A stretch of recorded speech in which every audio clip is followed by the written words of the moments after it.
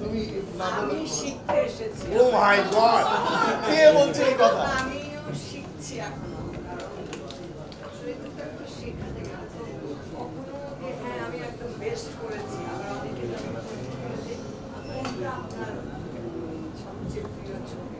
তো আমি বলি কি আচ্ছা একজন মায়ের কাছে তার 3টে সন্তান 4টে সন্তান সবাই তো প্রিয়, আর কোনটাকে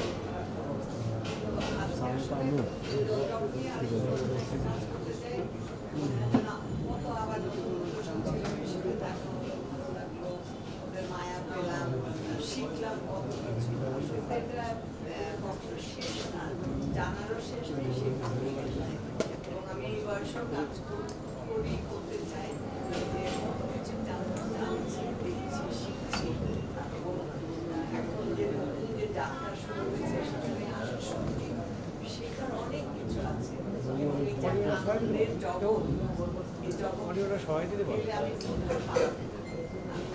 আমাকে আমার সময় যারা আছে বা আমার চারপাশে যারা আর কত ছেড়ে দেন, আমি অবাক হয়ে কি ছেড়ে দেবো আমি? আমার তো জীবনে আমার নিঃশ্বাসের মতো আমি যে কাজ করি। তো আর সেই সঙ্গে কথা বলি যে একটা কথা, যে শেখর যে একটু অডিওটা দিবেন কি সামনে? শেখর আসলে সত্যি শেখরের টানেই আমি আবারই গান, আমার মেয়েটা আমাকে নিয়ে গেছিল, আমি ওখানে প্রায় 2 বছর ছিলাম। আমার ভালো লাগে না আমার একদম রবীন্দ্রনাথের যে গল্প ছুটি ফটিককে নিয়ে গেছিল, একটা বড় গাছকে তুলে নিয়ে যদি ওখানে নতুন করে লাগানো যায় কোথাও, সে কি বাঁচবে? আমাকে ওরকম নিয়ে গেছিল, কিন্তু আমি কোথাও আমার ভালো লাগে না। আমরা বলি যে আল্লাহ তুমি আমার উপর অসন্তুষ্ট হবে না, আমার মেয়েরা ওখানে, আর আমি আমার দেশ আমার মাটি মাহি বক্সটা সরাও। ওর খামবে যে ভেজা পিঠটা দেখলে আমার কষ্ট লাগে, এই কষ্টটা আমি ওখানে পাই না।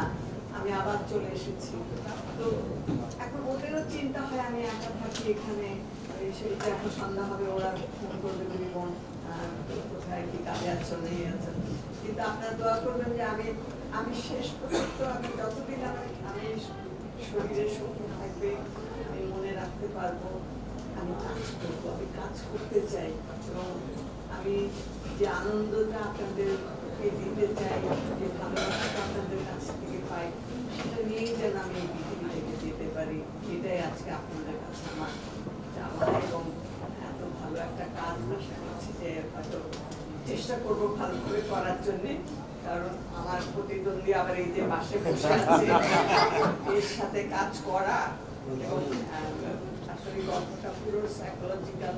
তো এই নতুন প্রজন্ম, আগামী প্রজন্ম, আমাদের যে ইতিহাস, আমাদের যে সংস্কৃতি, আমাদের যে জীবন, এটা ওদের মাঝে গঠিত না করে দিলে সত্যি অন্যায় করবো।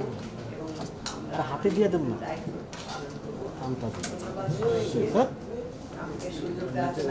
আসলে বেশি কথা বলে তো, অনেক কথা হয়তো উল্টাপাল্টা বলে ফেলেছি, ওগুলো লিখবেন না, তো একটা ভালো কথা লিখে আমাকে ভালো রাখবেন। একটা মানুষের উদ্দেশ্য কতটা মুক্তর মতো হতে পারে আমরা মাত্র শুনলাম। যাই হোক, থ্যাংক ইউ দাদা, থ্যাংক ইউ সবাই। আমার মনে হয় আমাদের নাই